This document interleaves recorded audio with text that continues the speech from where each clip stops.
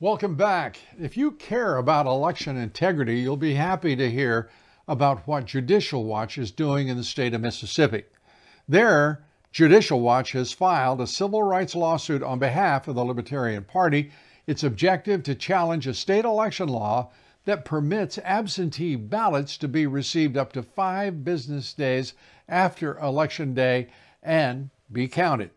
The filing argues that this law flies in the face of Congress's unambiguous and long-standing statement regarding a single and uniform national election day. The only people who might legitimately need an extended window like this are some serving in the military, but Mississippi goes further than that, according to the complaint. As many as 1.7%, almost 2% of votes cast in Mississippi in 2020 were received after Election Day. It seems Judicial Watch is one of the only watchdog groups truly dedicated to election integrity. It's fought from Los Angeles County to New York City to purge ineligible voters from voter rolls, and they're often viciously attacked for doing so. But that's what happens when you're in the arena fighting for good causes. And now we're happy to be joined by Judicial Watch President Tom Fitton. Tom, great to have you back with us.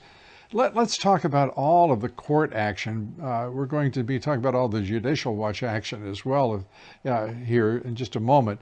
But with everything happening in the D.C. courts, this is dizzying, I think, to most people to see what all is going on in the judiciary, a hostile judiciary to this president. Your thoughts about particularly tomorrow, the Supreme Court taking up the Colorado ballot case?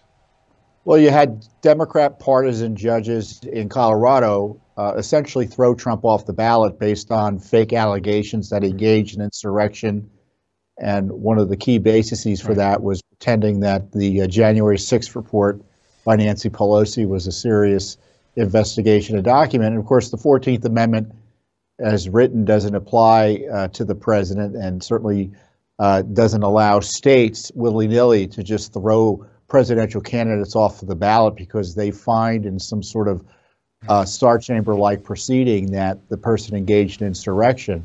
And I would hope the Supreme Court just says no to this. And I'm hoping even the Democrats on the Supreme Court, the Democratic appointees, don't buy into this effort to tear apart our nation. And to take a step back from the legal and constitutional fights, Lou, this is an effort by the Democratic Party and their allies in the courts and in civil society to turn the country into a one-party state. When you seek to remove the leading opposition candidate from the ballot, what better way than to say what better way to achieve that goal in terms of just having Joe Biden on the ballot? Is that what they really want in several states across the nation? Yeah. And of course, if that's the new rule, you can be sure that many will be asking to remove President Biden from the ballot because he's, quote, an insurrectionist, unquote, too. Yeah. Yeah, it really is the most provocative act to date taken. And there have been many. But this is the most provocative act by the Marxist Dem Party, trying to stop President Trump's candidacy and his return to the White House. I have to say, if they take this much further, this is going to become a highly untenable, destabilized moment in our history and in our society.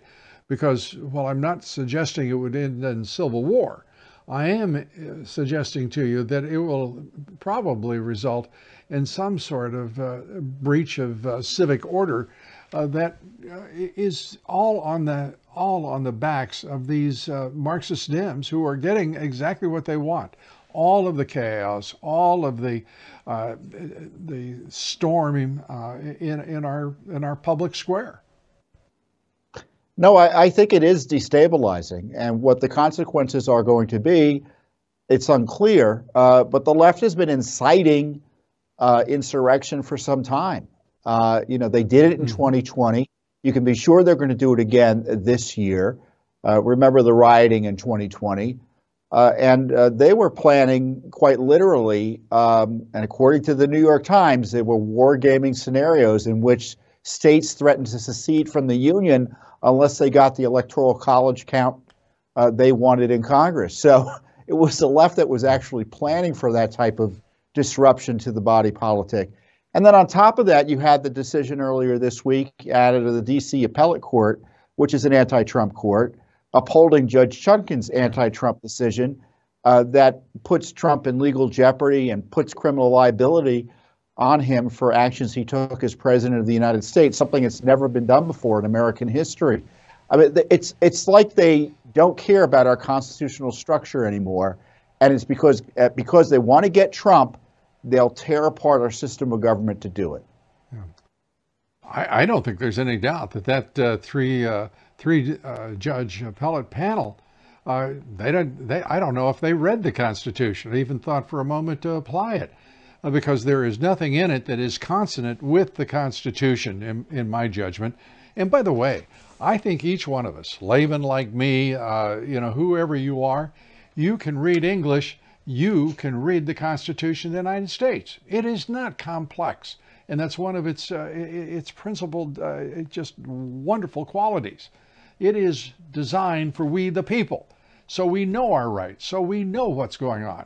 We don't need a bunch of ideological activist buffoons in these courts telling us how they've organized around a concept that puts Governor Greg Abbott in a position where he has to accept a thundering invasion of the state of Texas because Joe Biden, the impaired puppet president, doesn't want to defend the nation's sovereignty.